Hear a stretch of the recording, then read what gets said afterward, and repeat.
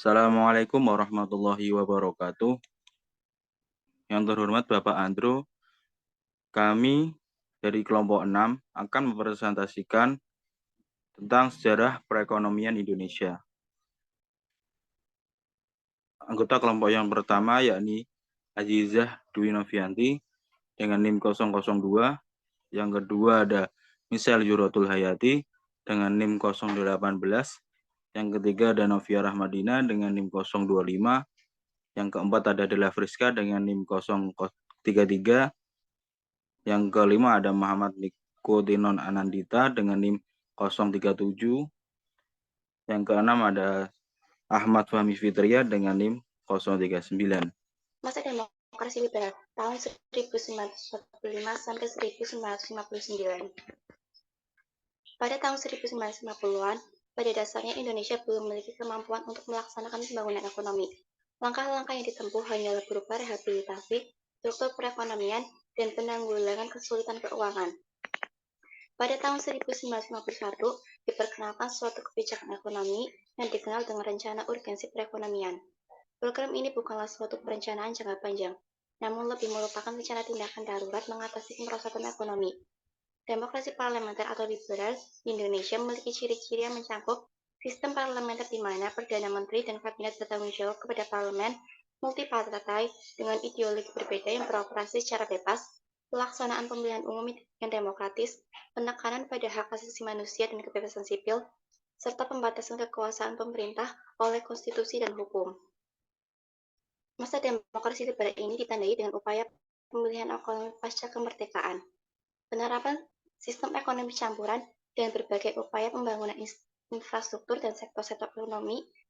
Namun, periode ini juga dihadapkan pada berbagai tantangan ekonomi seperti kemiskinan, inflasi, kesenjangan ekonomi, seringnya pergantian kabinet, krisis pemerintahan, pemberontakan daerah, serta ketegangan politik antara kelompok nasionalis dan komunis. Masa demokrasi liberal di Indonesia berakhir pada tahun 1959 dengan dikeluarkannya dekret presiden oleh Soekarno. Dekret ini membubarkan parlemen dan konstitusi Undang-Undang Dasar 1950, menandai transisi ke era demokrasi terpimpin dengan kekuasaannya lebih terpusat pada presiden. Masa ekonomi terpimpin 1959 sampai 1966. Ekonomi terpimpin pada hakikatnya merupakan konsep ekonomi yang diwacanakan oleh Presiden Soekarno untuk memperkuat potensi masyarakat lokal agar berkembang secara utuh. Dekret Presiden 5 Juli 1959 yang mengawali diberlakukannya sistem demokrasi terpimpin. Kebijakan ekonomi terpimpin sebenarnya dirumuskan sebagai prinsip ekonomi yang sesuai dengan berlakunya kembali Undang-Undang Dasar 1945. Konsep ekonomi terpimpin berdasar pada pasal 33 Undang-Undang Dasar 1945, mempresentasikan perlawanan terhadap liberalisme ekonomi pasar bebas. Realisasi tujuan ekonomi terpimpin termanifestasi dalam rencana pembangunan 8 tahun, yang diumumkan pada 1960 dan diinisiasi pada 1961. Tujuan utama kebijakan ekonomi tersebut berorientasi pada beberapa hal, antara lain pembentukan kontrol pemerintah Indonesia atas kegiatan ekonomi oleh orang asing, pengalokasian porsi yang lebih besar pada masyarakat Indonesia, dan peningkatan pendapatan per kapita Indonesia. Masalah perekonomian yang dihadapi adalah, yang pertama, ekspor dan investasi merosot. Yang kedua, menipisnya cadangan devisa. Yang ketiga, inflasi mencapai ratusan persen. Yang keempat, harga kebutuhan pokok mahal.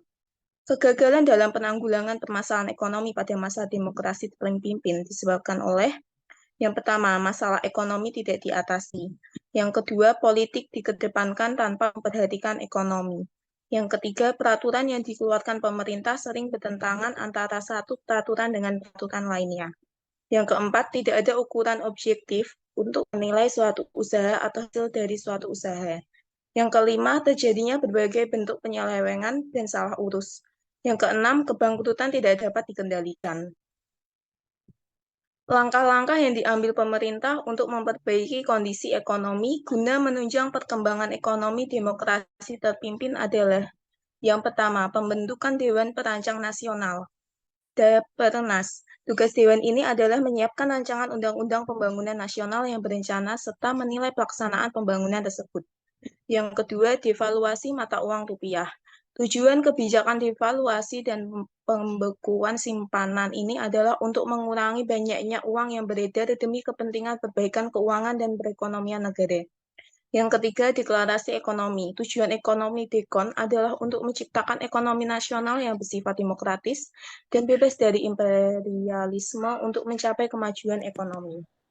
Masa ekonomi Pancasila atau Orde Baru. Pada awal masa Orde Baru, program ekonomi pemerintah lebih banyak tertuju pada upaya penyelamatan ekonomi nasional, terutama upaya mengatasi inflasi, penyelamatan keuangan negara, dan pengamanan kebutuhan pokok rakyat. Dalam melaksanakan program ekonomi, pemerintah menetapkan kebijakan ekonomi jangka pendek dan jangka panjang. Program tersebut dapat terlaksana dan berhasil menjadikan ekonomi Indonesia berkembang pesat. Yang pertama, program jangka pendek.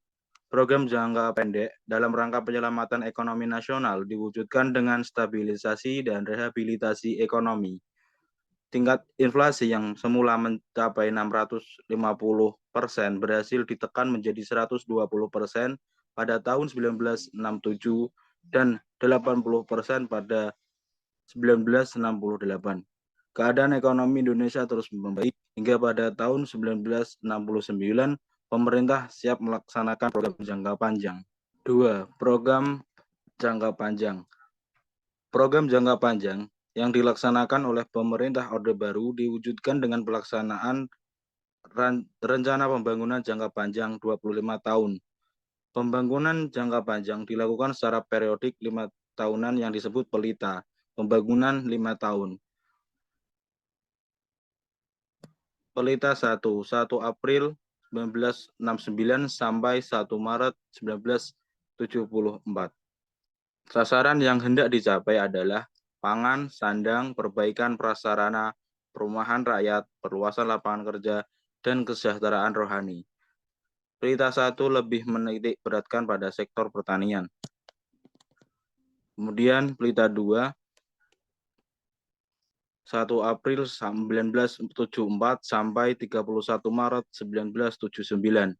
Sasaran yang hendak dicapai pada masa ini adalah pangan, sandang, perumahan, sarana dan prasarana, kesejahteraan rakyat, dan memperluas lapangan kerja. Pelita 2 berhasil meningkatkan pertumbuhan ekonomi rata-rata penduduk 7% setahun. Tingkat inflasi berhasil ditekan hingga 9,5%. Pada sektor pertanian telah dilakukan perbaikan dan pembangunan jaringan irigasi baru.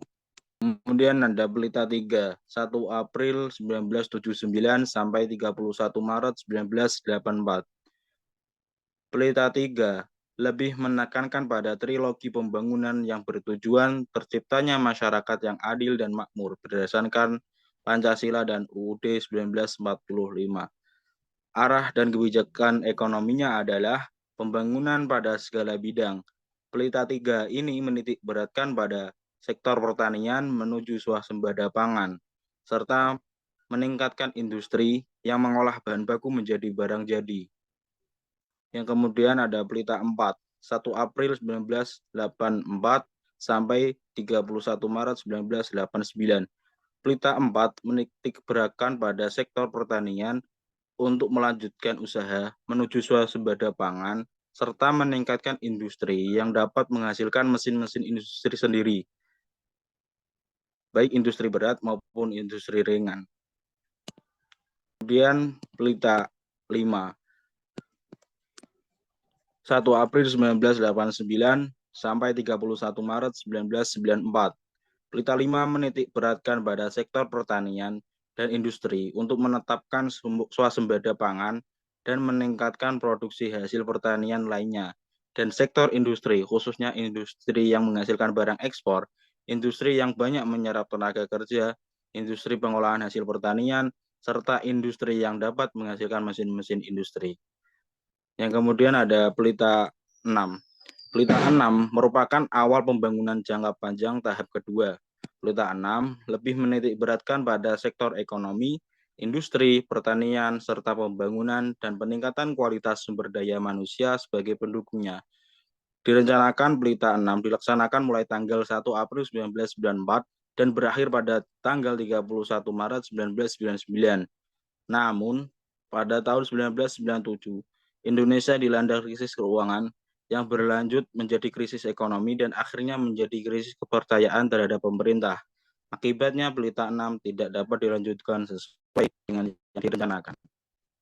Masa pembangunan ekonomi 1983 sampai 1987. Masa pasca oil boom 1983 sampai 1987. Harga minyak mencapai 35.000 US dollar per barel 1981 sampai 1982. Menurun lagi menjadi 29.503 per barel di tahun 1983 sampai 1984 dan tahun-tahun berikutnya harga berfluktuasi tidak menentu. Sejak tahun 1983 perekonomian Indonesia memasuki masa pasca oil boom atau pasca bonanza minyak. Tahun 1986 terjadi goncangan ekonomi akibat merosotnya harga minyak sampai titik terendah 9,83 US dollar per barel. Program reformasi ekonomi atau pemulihan mulai menampakkan hasil pada tahun 1998. Masalah-masalah yang dihadapi merosotnya harga minyak di pasar internasional sepanjang tahun 1985 sampai 1987 menimbulkan masalah berat bagi perekonomian Indonesia karena penanaman sektor migas menurun, defisit transaksi berjalan dan defisit APBN meningkat. Dampak turunnya harga minyak. A. Penerimaan migas dari hasil ekspor menurun 2% menjadi 14.449 US dollar juta di tahun 1983 sampai 1987 dan menurun lagi 44% menjadi 6.966 US dollar juta di tahun 1986 sampai 1987. B. Defisit transaksi berjalan meningkat dari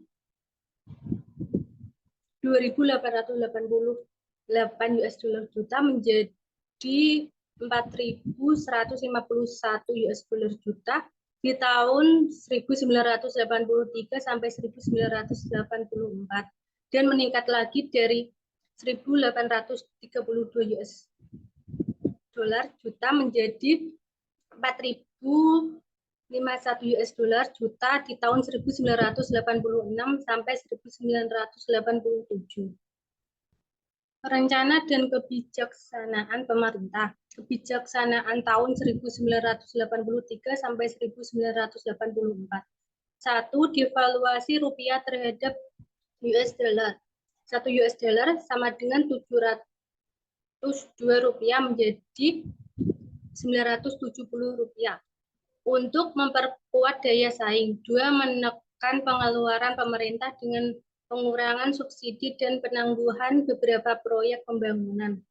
3. Kebijaksanaan moneter perbankan. 1 Juni 1983 atau 4 Jun 1983. Kebebasan menentukan suku bunga deposit dan pinjaman bagi bank-bank pemerintah. 4. Kebijaksanaan perpajakan. Memberlakukan seperangkat Undang-Undang Pajak Nasional 1984. Kebijaksanaan reformasi ekonomi 1986 sampai 1987. Kebijaksanaan ini terutama diarahkan untuk mencegah memburuknya neraca pembayaran, mendorong ekspor non-migas, mendorong penamaan modal, dan meningkatkan daya saing produk ekspor atau non-migas di pasar dunia. Baik, selanjutnya ada kegiatan ekonomi memanas. Ekspansi ekonomi dianggap terlalu overhead atau terlalu memanas dari sudut kestabilan keuangan moneter yang ditandai oleh laju pertumbuhan yang semakin pesat selama 3 tahun berturut-turut. Masalah yang dihadapi dari ekspansi tersebut yaitu kurangnya kestabilan harga dalam negeri yang melemahkan kedudukan negara dalam ekonomi internasional, khususnya pada bidang neraca, pembayaran luar negeri. Lalu untuk solusinya yang dapat diambil dari ekspansi tersebut, yaitu dengan cara mendinginkan ekonomi yang terlalu panas, yang dilakukan kebijakan fiskal dan moneter, yaitu dengan membatasi kredit bank melalui politik diskonto atau suku bunga. Dengan didukung operasi pasar terbuka dengan instrumen SBI atau SPBU, dengan mengawasi likuiditas bank melalui ketentuan LDR dan CAR. Kegiatan ekonomi Indonesia pada tahun 1996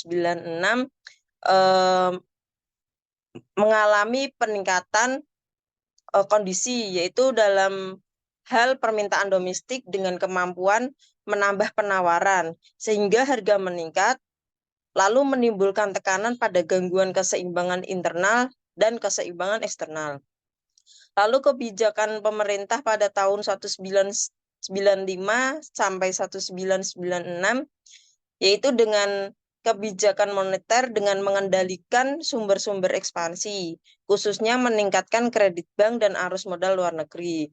Lalu untuk kebijakan yang kedua yaitu dengan kebijakan valuta asing atau devisa, yaitu dengan meningkatkan fleksibilitas nilai tukar rupiah melalui pelebaran kurs jual dan kurs beli rupiah terhadap dolar Amerika. Dengan menerapkan penggunaan batas kurs intervensi, yaitu dengan melakukan kerja sama bilateral dengan otoritas moneter. Selanjutnya ada kegiatan ekonomi Indonesia. Di Indonesia, kegiatan ekonomi meliputi berbagai sektor seperti pertanian, industri, perdagangan, pariwisata, dan jasa lainnya. Pertanian masih menjadi salah satu sektor utama, sementara industri dan jasa terus berkembang dengan pesat. Perdagangan juga penting karena Indonesia merupakan negara maritim yang strategis. Selain itu, sektor pariwisata juga memberikan kontribusi signifikan terhadap perekonomian Indonesia. Kegiatan ekonomi meliputi yang pertama ada pertanian. Peran pertanian dalam ekonomi Indonesia yaitu menjadi komoditas utama, kontribusi terhadap PDB, tantangan dan peluang. Yang kedua ada industri. Sektor industri Indonesia berperan untuk pertumbuhan industri manufaktur, pengaruhnya terhadap ekonomi nasional dan inisiatif pemerintah untuk mendorong pertumbuhan industri. Yang ketiga ada perdagangan. Peran Indonesia dalam perdagangan global yaitu ekspor dan impor utama, hubungan perdagangan dengan negara-negara lain, serta dampak pandemi COVID-19 terhadap perdagangan. Yang keempat, pariwisata. Potensi pariwisata Indonesia yaitu sangat baik, tentunya untuk kontribusinya terhadap PDB, destinasi wisata populer, serta strategi untuk membangun kembali industri pariwisata pasca pandemi. Yang kelima, di jasa. Sektor jasa di Indonesia seperti keuangan, teknologi informasi, pendidikan, dan kesehatan, serta kontribusinya terhadap selanjutnya ada krisis moneter dan kontraksi ekonomi. Krisis moneter di Indonesia terjadi pada tahun 97 sampai 98 dan merupakan bagian dari krisis keuangan Asia yang melanda beberapa negara di wilayah tersebut. Krisis ini dipicu oleh penurunan nilai tukar rupiah yang signifikan terhadap dolar Amerika Serikat. Depresiasi nilai tukar rupiah ini menyebabkan ketidakstabilan ekonomi dan keuangan yang meluas di seluruh sektor perekonomian Indonesia. Faktor yang memicu krisis moneter di Indonesia. Yang pertama, ketidakseimbangan ekonomi. Indonesia mengalami defisit transaksi berjalan yang tinggi, terutama dalam impor barang dan jasa. Hal ini menyebabkan kekurangan dolar Amerika Serikat dan menurunkan nilai tukar rupiah. Yang kedua ada ketergantungan terhadap modal asing. Banyak perusahaan di Indonesia yang bergantung pada pinjaman dan investasi asing. Ketika investor asing kehilangan kepercayaan terhadap perekonomian Indonesia, mereka menarik modal mereka, menyebabkan penurunan nilai tukar rupiah. Selanjutnya, korupsi dan kelemahan sistem perbankan.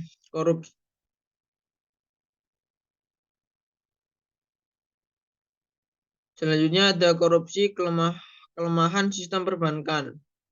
Korupsi yang merajalela dan kelemahan dalam sistem perbankan Indonesia menjadi faktor yang memperburuk krisis moneter. Bank-bank mengalami kesulitan likuiditas dan tidak mampu memenuhi kewajiban mereka.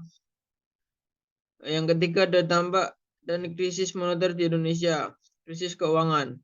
Banyak bank dan lembaga keuangan mengalami kebangkrutan, menyebabkan kerugian besar bagi deposan dan investor. Selanjutnya ada krisis ekonomi, aktivitas ekonomi menurun drastis, terlihat dari penurunan output agregat seperti PDB real dan produksi industri. Konsumsi masyarakat menurun, investasi menurun, dan perusahaan-perusahaan banyak yang mengalami kesulitan keuangan. Yang keempat ada krisis sosial, tingkat pengangguran meningkat tajam. Banyak perusahaan melakukan pemutusan hubungan kerja atau PHK dan tingkat kemiskinan meningkat secara signifikan.